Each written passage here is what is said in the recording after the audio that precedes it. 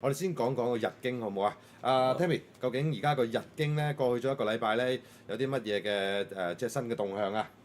我哋睇到幅圖啦，係咪？嗯，而家喺高位仍然行着，就係、我哋今次測試嘅主要咧，睇到環球宏觀個發展啦。因為我哋會大家會比較詳細一啲嘅。就以日本為例啦嚇，佢個債務啦，佢30年期債務去到3.2幾嘅個息口咁高啦。假如佢真係要加息嘅話，即係被逼啦嚇，美國就喺美國壓力強權底下啦，要加息一段時期，會引發到嗰個債務嗰個值利率繼續急升。嗯。咁由於息口加咗段時期，日元當然要升值啦。因為我哋稍講日元嘅投資價值嘅係嚟緊呢幾個禮拜，日元係值得投資嘅。係。咁日元升值啦，咁對佢出口貿易啊，會構成幾大影響呢？咁同時間而家入口呢，佢對美國特別係零關稅啊嘛，咁又會受到幾多衝擊呢？對佢國內嗰個經濟，咁所以種種呢啲問題底下，對未來嘅日本經濟咧嘅發展咧，我哋好多唔確定因素，特別而家呢，講緊日本仲係一個政治體系咧，仲係跛腳鴨嚟嘅。嗯。新嘅總理出咗嚟未？好似未上任㗎喎。首相係咪總理首相嚟嘅？係啊。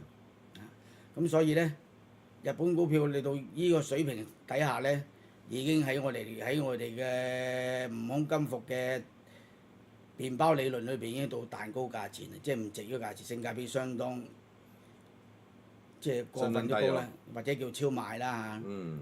好啊。咁但係好似幅圖上面咧，好似咧一浪接一浪咁樣樣喎，係咪啊？係啊，但係問題呢個接一浪接一浪咧，大家睇到佢從3萬零七八九點升到呢個浪位，如果照數據計咧，都升到差唔多接近差唔多一半咯50%。係啊，接近50%㗎啦。咁喺個經濟環境底下，再持續增長係點樣呢？因為今年嘅講日本嘅升勢咧，主要靠住咧佢前半年即係上半年嘅公司業績比較靚，所以形成咗一浪刺激一浪。再加上呢個浪升勢咧，由於嗰個首相石破茂嘅辭職，引致好多個推測，例如啦可以寬鬆繼續啦買國債啦，呢啲咁嘅推測出嚟，所以大引嘅。咁但係咧，我哋認為咧，蜈空金服認為咧，佢購買力咧用到已經差唔多殆盡嘅。